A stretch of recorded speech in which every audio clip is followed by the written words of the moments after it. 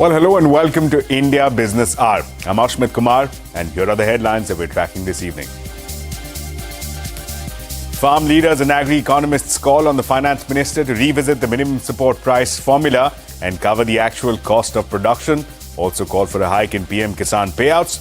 Also seek expansion of the scope of subsidies to tenant farmers while excluding high net worth farmers. Minutes of the last monetary policy meeting show that the RBI members remain firm on achieving the 4% inflation target, but two external members, Ashima Goyal and Jayant Verma, expressed concerns about sacrificing growth to tame inflation. Wild swings on the Lal Street, Sensex and Nifty end the week with marginal gains. Nifty Bank rallies 3%, posting the biggest weekly gain so far in 2024.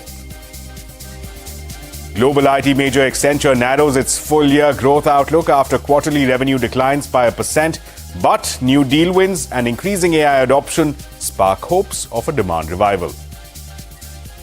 Infosys marks 25 years at the New York Stock Exchange. CEO Salil Parekh and the top brass ring the opening bell at the world's largest stock exchange.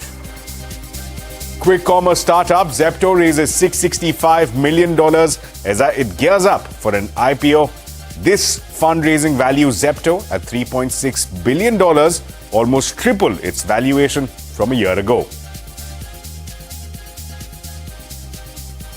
Opposition parties, student unions take to the streets to protest against the alleged NEET paper leak and cancellation of UGC NET exam. The Congress holds protests in Uttar Pradesh, Delhi, Telangana and Assam. The Supreme Court refuses to stay NEET counselling. I think this is the decade of India and the century for India. India will become the largest economy in the world. John Chambers expects India to become the largest economy in the world this century. The chairman of US-India Strategic Partnership Forum says that this decade and this century belong to India. That's an exclusive. Setback for Arvind Kejriwal as the Delhi High Court stays his bail granted by the trial court. High Court says bail order will not be effective until the High Court decides ED's plea seeking cancellation of bail. Trial court's bail order slams the ED, says Kejriwal has not been proven guilty yet and the agency is not acting without bias.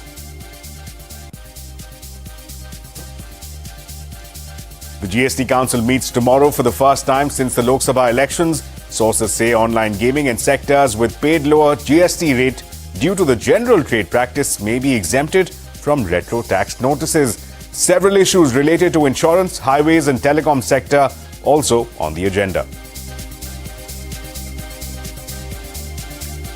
Israel deepens its offensive in Rafah, firing from drones, planes, tanks and naval boats, killing and injuring several people. UN experts warn arms manufacturers including Boeing, Caterpillar and Lockheed Martin that transferring any weapons or weapon components to Israel could make them complicit in serious violations of international humanitarian law. And today is the 10th International Yoga Day. Prime Minister Modi marks the occasion in Srinagar.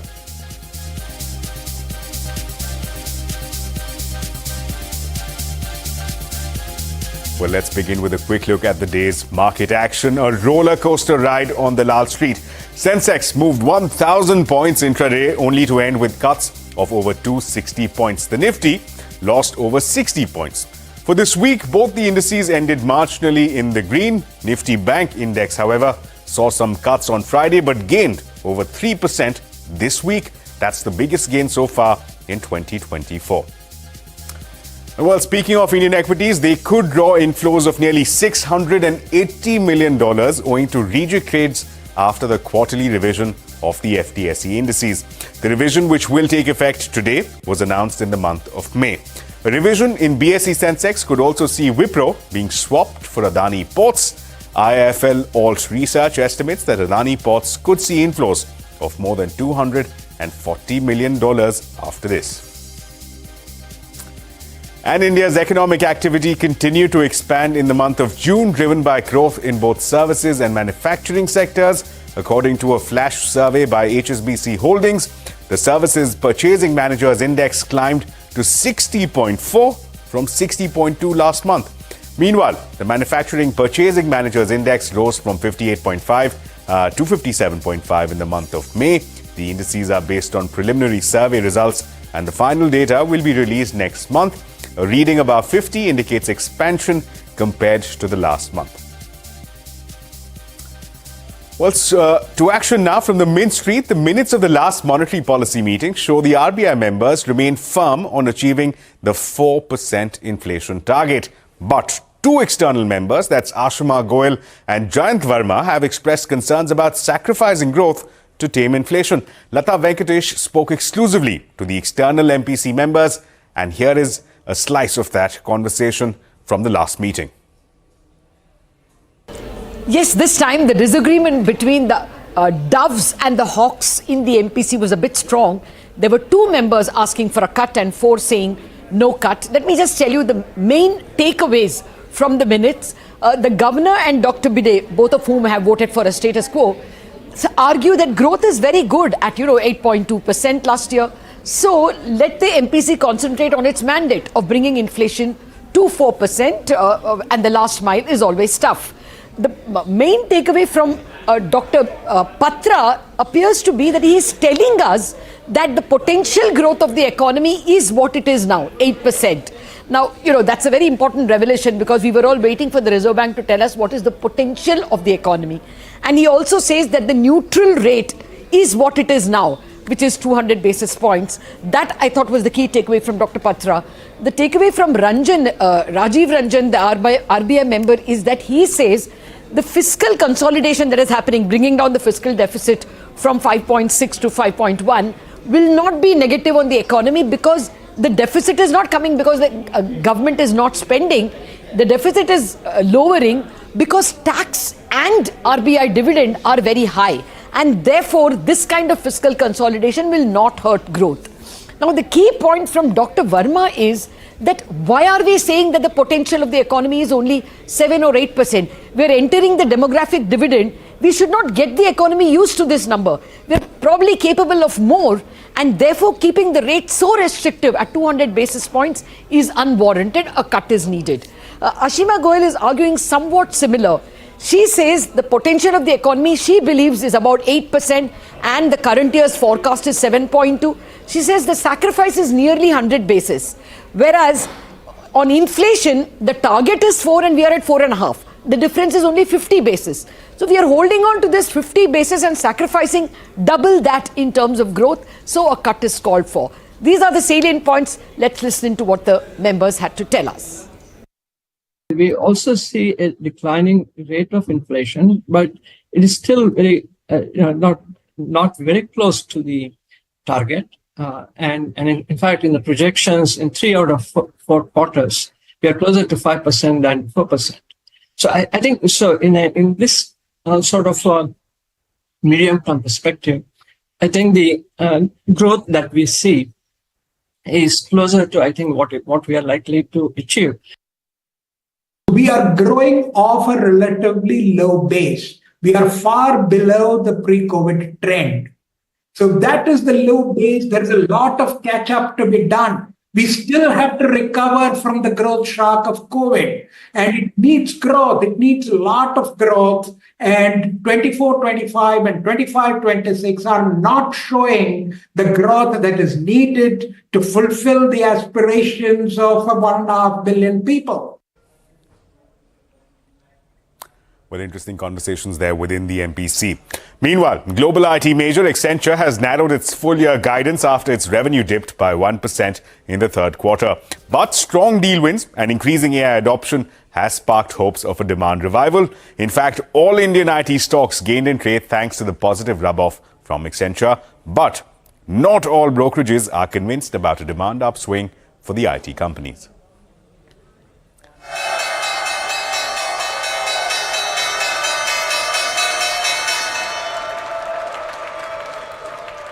And speaking of IT companies, Infosys marked 25 years at the New York Stock Exchange. Company CEO Salil Parekh and the top brass rang the opening bell at the world's largest stock exchange.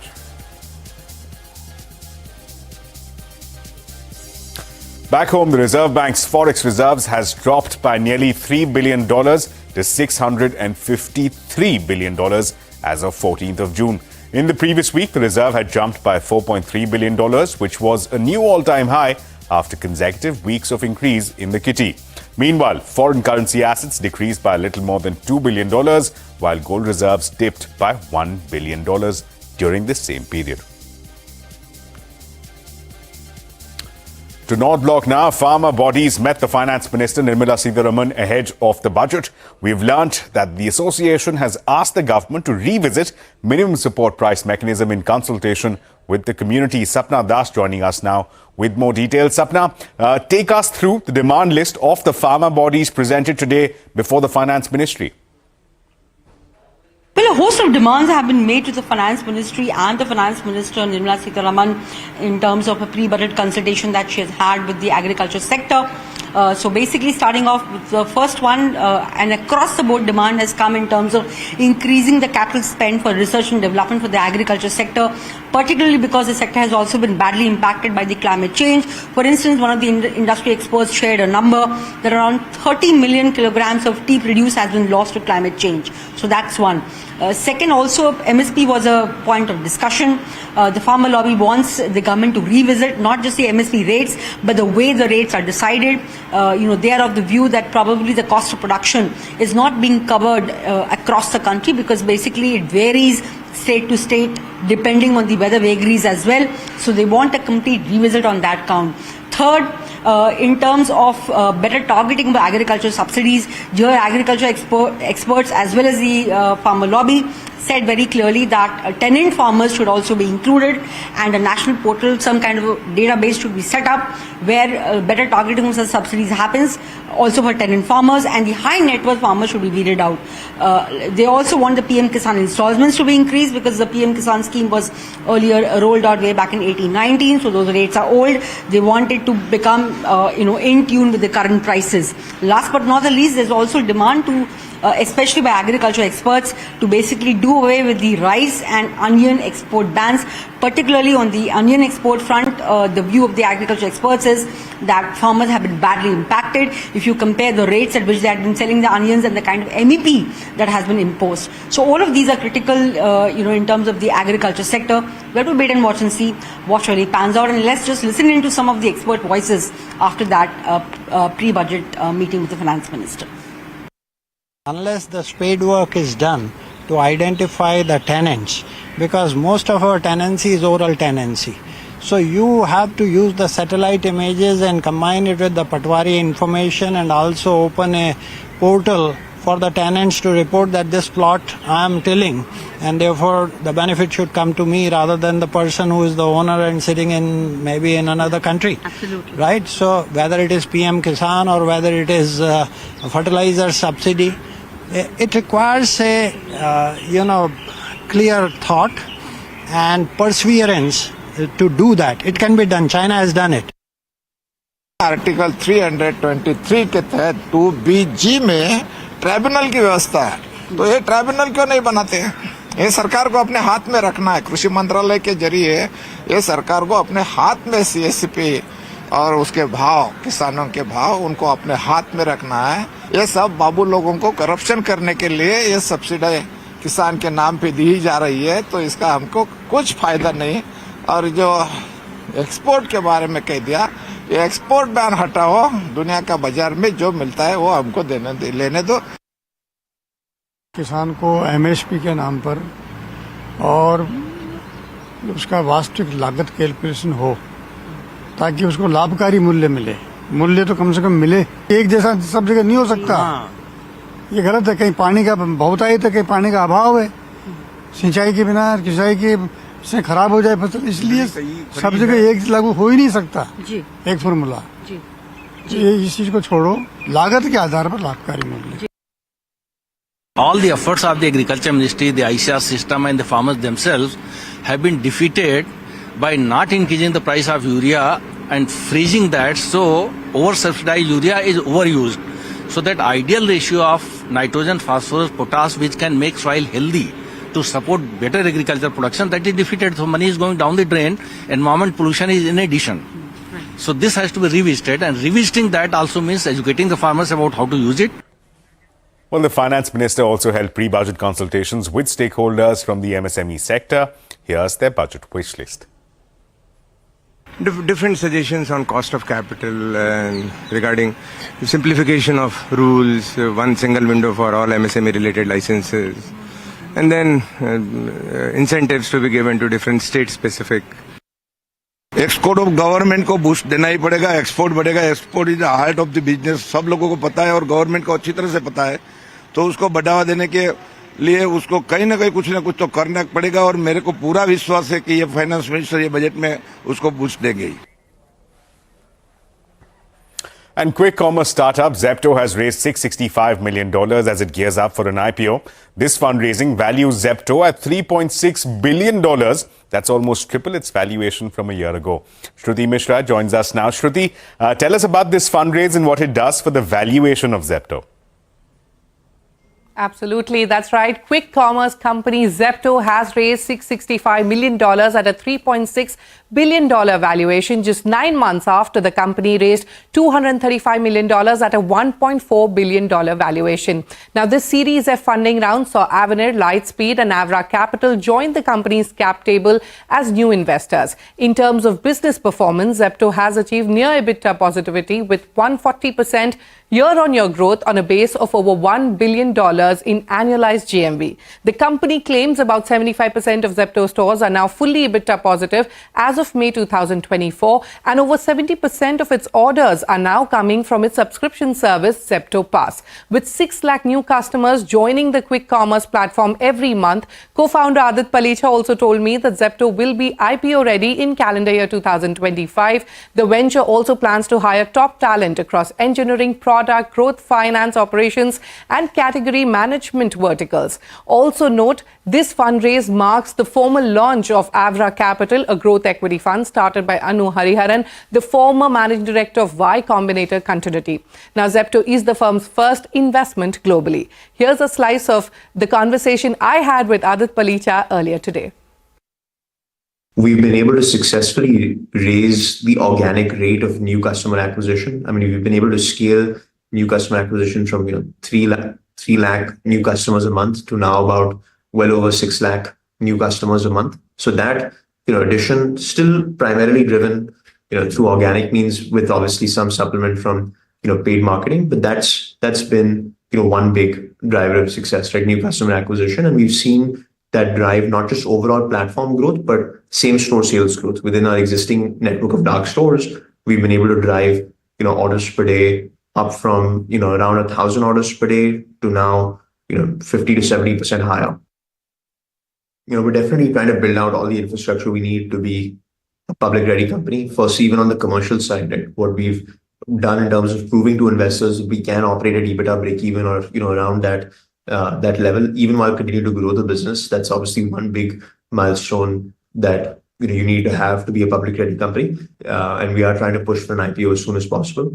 The ambition is sooner rather than later, like I mentioned. So hopefully it's within 2025, and we should have all the infrastructure ready to go public by then. And shares of Vodafone Idea surged in trade today on the back of telecom operator completing its 5G rollout obligation in all 17 circles. According to a CNBC Avaz report, the company has completed the rollout obligation in both spectrum bands and paid a penalty of 1 crore rupees as well. Network testing was carried out by the Department of Telecom Communications. The telco recently raised 18,000 crore rupees via a follow-on public offer. Well, the other big national story that we're tracking, opposition leaders and student unions have intensified the protests against the cancellation of UGC national eligibility test and an alleged NEET paper leak. The Congress party held protests in Uttar Pradesh, Delhi, Telangana, Assam and other states. The government, meanwhile, scrapped the UGC net on Wednesday, saying that it had received inputs that the examination's integrity may have been compromised. This came only a day after 9 lakh candidates across India appeared for this exam. The CBI has registered a case against unknown persons based on the ministry's complaint. Yesterday, Education Minister Dharmendra Pradhan said that the question paper of UGC net was leaked on the dark net and circulated on Telegram. He said this was an institutional failure of the National Testing Agency, an autonomous agency under the Education Ministry, which is responsible for conducting both the UGC NET and the NEET examinations. The government plans to form a high-level committee to look into the functioning of the agency. Meanwhile, the Supreme Court has once again declined to stay the process of NEET counselling and issued notice to the NTA in this matter. छात्र छात्राओं के भविष्य के साथ खिलवाड़ किया गया और ये पेपर लीक कोई 10 लाख 20 लाख 30 लाख की बात नहीं है, ये हजारों करोड़ का घोटाला हुआ है। इस सड़े गड़े व्यवस्था में सुधार कब होगी? और उसके लिए सुधार के लिए आपने नेट लाया था, आज वही घेरे में है और उसी को जांच करने की जिम्मेदारी दे रहे हैं। ऐसे परीक्षा में इस तरह की अनियमितता होना और मिनिस्टर को इसकी मालूमात भी नहीं होना, क्योंकि मिनिस्टर ने पहले कहा कि ऐसे कुछ हुआ ही नहीं है, सिर्फ ग्रेस मार्क का मामला है, पेपर लीक नहीं हुआ है, कुछ भी नहीं हुआ है। फिर माननीय सर्वोच्च न्यायालय को इसमें आना पड़ा। सर्वोच्च न्यायालय ने कहा कि भैया ये पेपर जो है इसमें वापस से लिया जाए, पहले तो आपको नैतिकता लेके इसकी जो जिम्मेदारी लेके आपको राजीनामा देना चाहिए, हमारी पहली मांग है। Well, on to a CNBC TV 18 exclusive. John Chambers expects India to become the largest economy in the world in this century. Speaking to Shireen Bhan, the chairman of the US-India Strategic Partnership Forum said that the decade and the century will belong to India. The former Cisco executive added that the growth of NVIDIA is indicative of how fast artificial intelligence is growing. Speaking of startups and high tech, the Wall Street Journal has a front page today on comparing what you did with Cisco and what's happening at NVIDIA today. Yes. And Cisco was in 2000 the most valued company in the world on the back of the big transition that we saw then with the internet. And that's what we're seeing happen with NVIDIA becoming the most valued company. As people draw these comparisons, Yes. what's going through your mind? Well, first of all, it shows you that technology moved from something that the techies did to impacting every one of our lives. So with the internet, changing the way you work, live, learn, and play, when I said that in 93, most people said, no, it's techies talking. It clearly did. As you watch, there's new generations of leaders about every 10 or 20 years. And I think it's very healthy. So it's Cisco for the internet, then about 4 or 5 players for the cloud, and now NVIDIA is clearly leading in terms of AI. And they're kind of like the indication of the infrastructure of AI. If you want to know how AI is doing, look at how fast NVIDIA is growing. And it is growing great. What is it, 540% in the last 2 years. Today, if you're not into AI and if you haven't got a good AI strategy and well implementation, investors won't invest in your company, even if you're a manufacturing company or a semiconductor company, etc. The pace of change, however, is different. It's about 10 times faster and can be 10 times bigger than what we saw just a few decades ago. So, you've been a big champion and a big believer in the India story, but there's a long distance still to go to fully realize the potential of this partnership and this relationship. Where do you believe it's being constrained today? As the largest democracy, watching your elections just occurred, and congratulations to Prime Minister Modi. It was a smooth election. There was no issues in the market, and I think that's a model for the rest of the world's democracy to follow. And now you're seeing the country lead in innovation. My challenge is don't be satisfied with just what we're doing. We've got to dream bigger in terms of the overall approach. So this is what I really think about in terms of where we are today. I think we've got to look at where we go. I do think it will be the century for India. I think it will be also the decade for India. We'll catch that exclusive conversation at 9:30 p.m. right here on CNBC TV 18. And coming up on India Business Hour, setback for Arvind Kejriwal as the Delhi High Court stays his bail granted by the trial court. High Court says bail order will not be effective until the High Court decides the ED's application seeking cancellation of bail.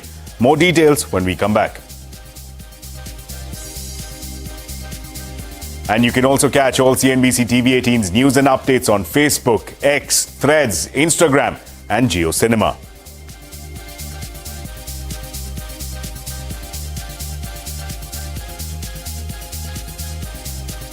Well, on to action expected from tomorrow. The GST Council will meet for the first time since the Lok Sabha elections, and it looks set to be an action-packed agenda. Timsy Jaipuria is joining us now. Timsy, a busy Saturday for you. Tell us, what can we expect? What's on the agenda? Well, that's right. It's a packed agenda for the GST Council. The Council may consider a proposal not to levy higher GST when lower rate was paid due to a general industry practice leading to retrospective demands. Experts say that this particular law amendment is going to give relief to sectors like online gaming, shipping lines, foreign airlines, insurance companies, IT, etc. Also, other items on the agenda include recommendation to reduce GST on fertilizers from 5% to exempt hair. Group of ministers on rate rationalization could lead to further detailed study. Also, Council could bring in several other clarities for sectors like telecom, highway builders, insurance, ESOPs, reducing TCS for e-commerce operators, insurance, aerated drinks, tobacco products, excellent neutral alcohol. Council may also bring anti-profiteering measure to a logical conclusion. And yes, bringing in mandatory Aadhaar-based biometric verification for new registrations. Let's see what all Council decides. Right, Timsy, thanks a lot for that. Now, the Delhi Chief Minister, Arvind Kejriwal, will remain behind bars in Tihar jail. The Delhi High Court has stayed his bail order that was granted to him last evening. The Enforcement Directorate had moved the High Court this morning, seeking cancellation of bail granted by the trial court. The court agreed to hear ED's application on an urgent basis. Post this hearing, the court reserved its judgment. The judge, Justice Sudhir Jain, said that he will likely pronounce the order by next week. Until then, the bail order shall not be given effect. In international news, Israeli forces have carried out deadly airstrikes across Gaza over the last 24 hours. The military attacked a home that was killed 8 people inside that home. The region tanks and drones have also pushed deeper into western Rafah, firing shells at displaced people's tents. The United Nations has warned arms manufacturers against transferring weapons to Israel, saying that it could make them complicit in violations of international law carried out in Gaza. The United States has expressed concern over Russian President Vladimir Putin's suggestion that the country could provide weapons to North Korea. The U.S. State Department warned that such a move could destabilize the peninsula at a time when South Korea is considering arming Ukraine. This comes days after Putin signed a mutual defense pact with North Korea's Kim Jong-un during his visit to Pyongyang. Secretary of State Anthony Blinken said that the U.S. would consider various measures in response to this pact. It has been 10 years since the inception of the International Yoga Day. Like every year, Prime Minister Narendra Modi led the celebrations in India today. The PM performed the yoga on the banks of the Dal Lake in Srinagar, along with 7,000 other participants. The theme for this year's celebration was Yoga for Self and Society. Several other leaders, including Health Minister JP Nadda, Haryana Chief Minister Nayab Singh Saini, and Uttar Pradesh Chief Minister Yogi Adityanath, also embraced the practice of yoga. And with that, it's a wrap on this edition of India Business Hour. Thank you so much for watching. The news and updates will continue right here on CNBC TV 18.